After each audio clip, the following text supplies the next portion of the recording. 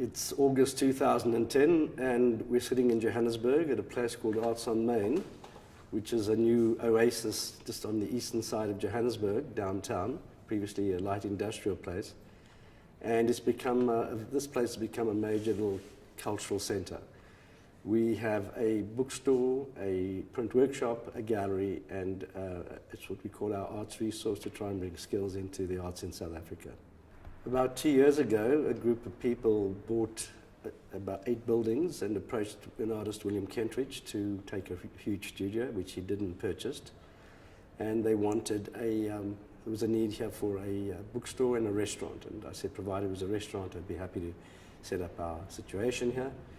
And we now have that. There's a lot of artists who've taken studios. There's a couple of galleries, like the Goethe Institute as well, who are present. And it's a plan by some people who don't really have an art background, but are very keen, I suppose, as property developers, to bring artists and creative people into a place, as usually happens in the world. Artists, creatives do all the hard work, the property people make all the money. And that's where we are. And it looks like it'll grow, but Johannesburg does have a very small arts community. And it's very alive, and of course it's wonderful because it's accessible to a much bigger audience than the more affluent area in the northern suburbs of Johannesburg, because Soweto, the East Rand, the West Rand as they call it, tend to come into town, which is central Johannesburg, more easily than if they're going north, where a lot of the affluence and a lot of the main galleries and main shopping centres and main activities are.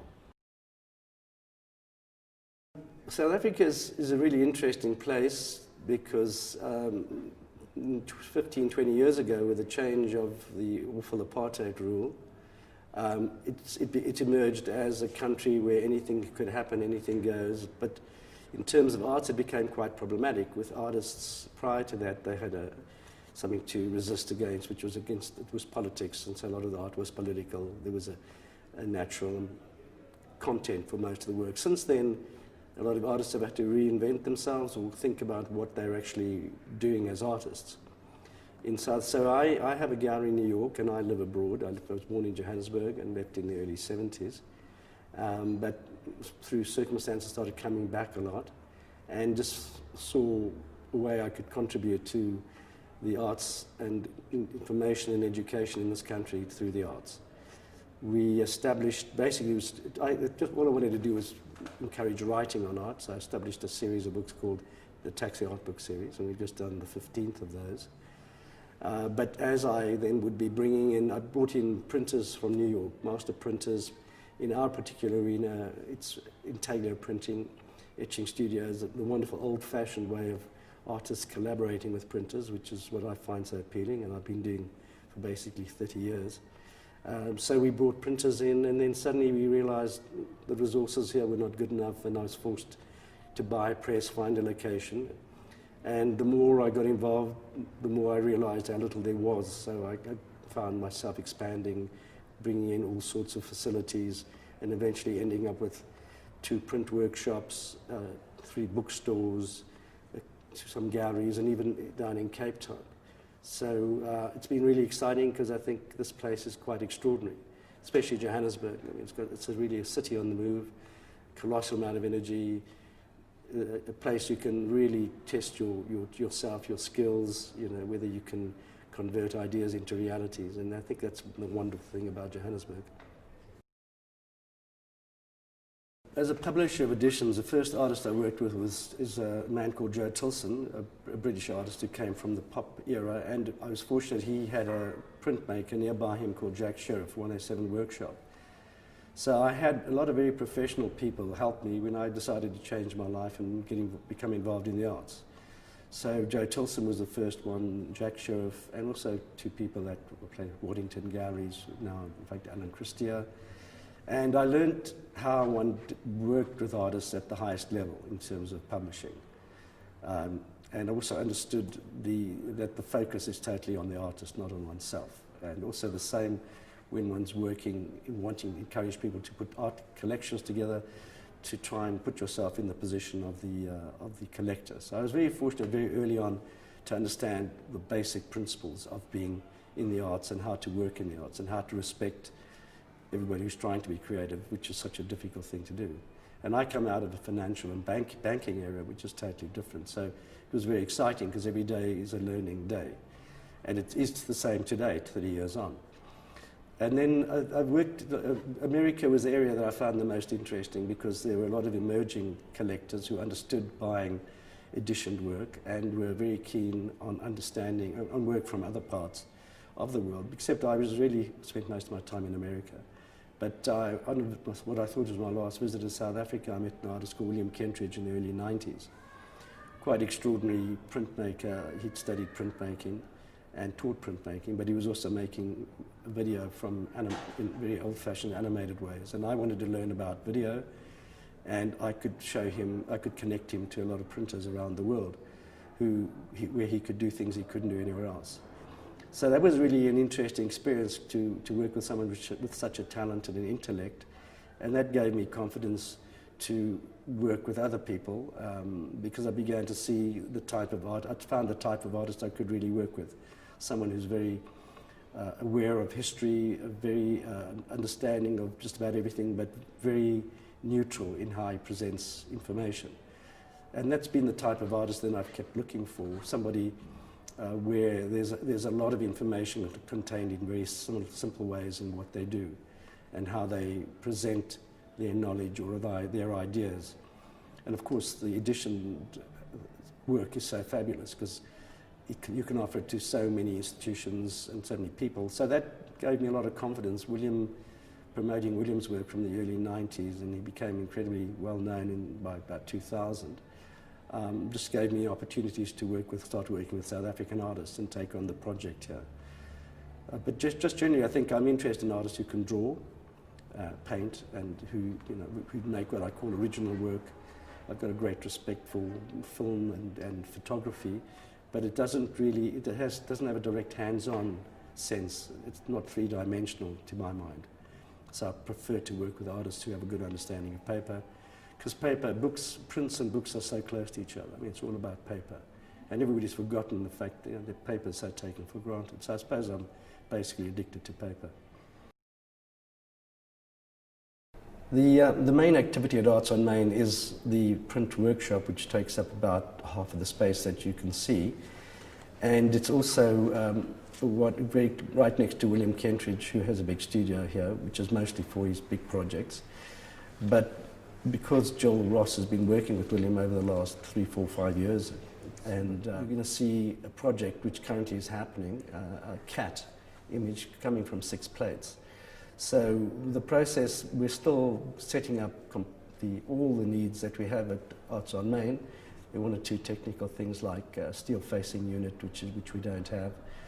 But that's the guts of Arts on Main, because it's such a public space. We have the bookstore, but across the way you'll see the restaurant, you'll see the wonderful garden, you'll see other galleries around, and being so centrally located, it's accessible to a lot of people. The problem we do have is everybody wants to come in and see what's going on in the workshop, which is not conducive for the printers and the artists. Now, Jill's working here. She has Lungi Kongisa, who's also been with us actually 6 or 7 years, and he's very much part of a team. We work as a team. We're a collaboration. I see everybody as an artist, and I'm here to encourage everybody to develop that confidence to share. So this Arts on Main is really going to be the big heartbeat of our activity, and the place we hope foreign artists will come and work in a very professional environment, in a lovely space, as you'll see. And I think there's going to be amazing work coming out of this place, as you'll see from this 6-part cat. That it's just been editioned, just been originated and will be editioned, and the printer's going to have an interesting time. You'll see Jill and Lungi inking up a plate. That'll just be one of the 6 plates that have to happen. But I think it's going to be very, very exciting, and I hope this footage conveys what goes on in this place. What is exciting about the CAT project with William, it's the first project in the space. It's the biggest project that we've ever done with William as an image. It's going to be about 1.80 meters. And so it's a wonderful way to introduce what we do on film, and for everybody to see the capacity. The thing about Kentridge is he can work all scales, and I'm hoping he's going to work even larger and larger here because Joel and Lungi have the capacity to collaborate with him and make it happen. On the walls at Arts on Main, and also when you get to Jan Smuts, you'll see works by Diane Victor, David Kolwani, Deborah Bell, William Kentridge, Colbert Mashile, Maya Malovich, Richard Penn, Alexandra McCloof, Jessica Webster, and quite a few others who we're encouraging in different ways to collaborate with us.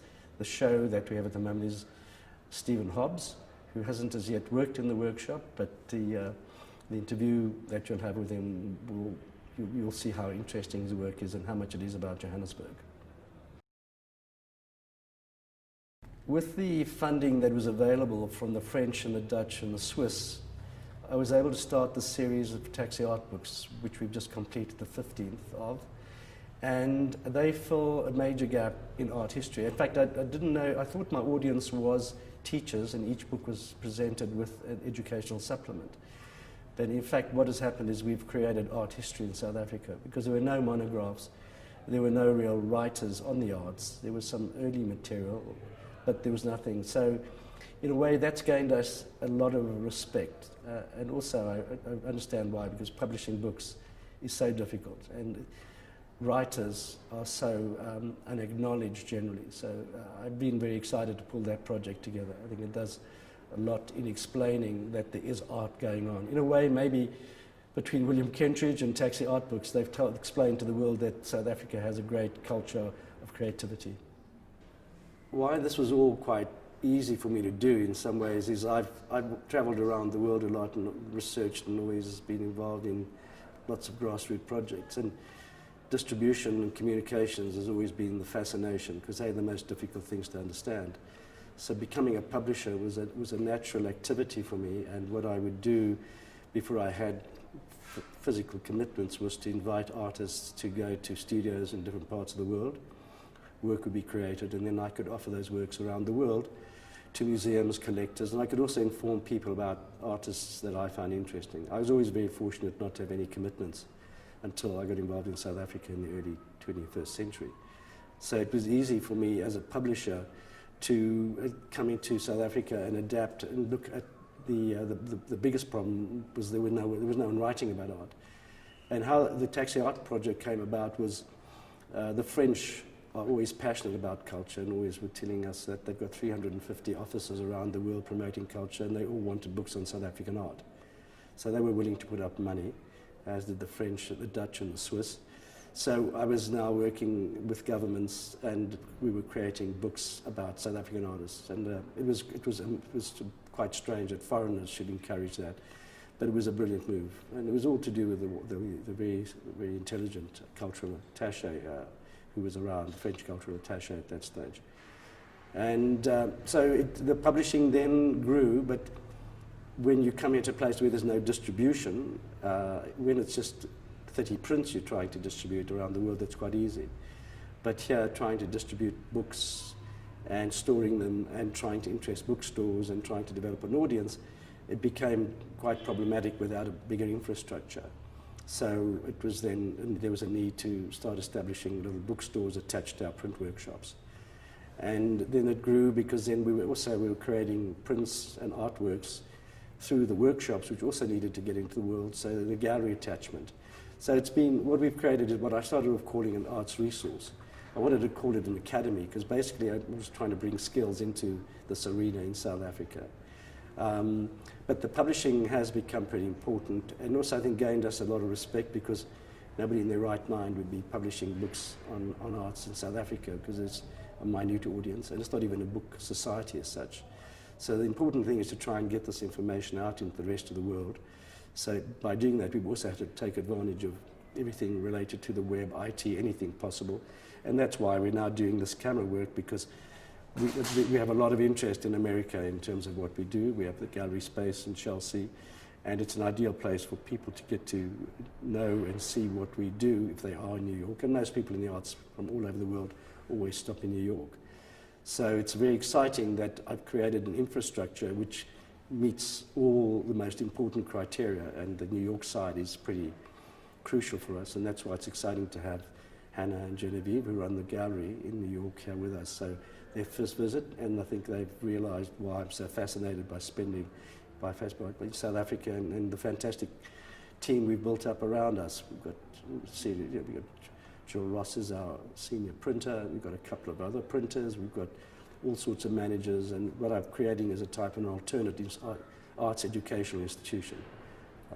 I'm in the fortunate stage of my life where I'm now very much in a patronage mode, but we have to support ourselves. We're not interested in taking money from anybody. We're a totally independent organisation, totally private organisation, and everybody who works in the organisation has a big future ahead, because as they perfect their skills, as they learn to run projects, they have the ability to be their own bosses in an arena which is a very gentle arena and a very valuable arena, and really all about knowledge and information, because I see arts as the great communicator across all lines. And if there were more artists in the world, there'd be fewer wars in the world.